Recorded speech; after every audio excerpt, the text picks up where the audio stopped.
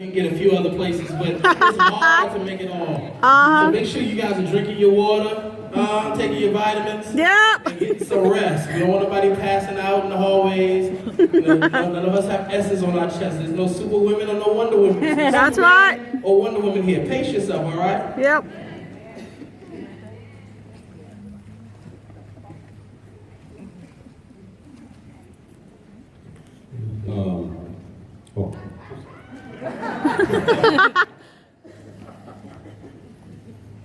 Well, Israel, let's start with you then, since Kirk set the foundation. The last time you were at MegaFest, you premiered the film I'm in Love with a Church Girl with Adrienne Bailon and Ja Rule. And a lot of people don't know this, but during the promotion of that film, Ja Rule got saved and was here with you at MegaFest to really experience what it's been the first time.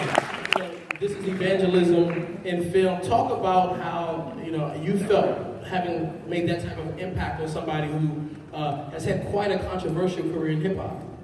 Yeah, I mean, it was certainly something we were always praying for and believing for. It was a bit of a sucker punch, doing a movie like that and not casting Kirk Cameron as a drug dealer. We thought it might be better to cast somebody who had a little bit of street knowledge, but at the same time, the belief that God would get a hold of him through the content.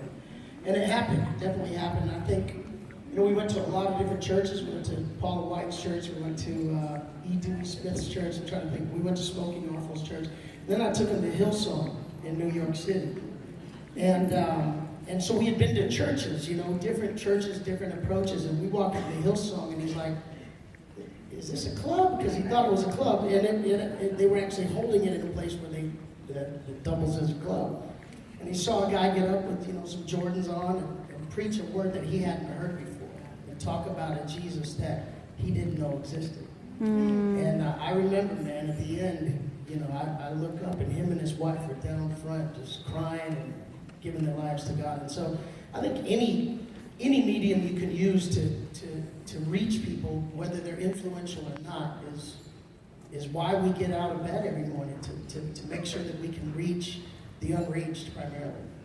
That's good. Now, Alan and Bishop, so many artists want to work to get to the status of a Kirk and an Israel, and they're looking for ways to break into the industry. It's such an unconventional way to shoot a documentary about a family who had never recorded and their journey through recording. What made you decide to take that approach?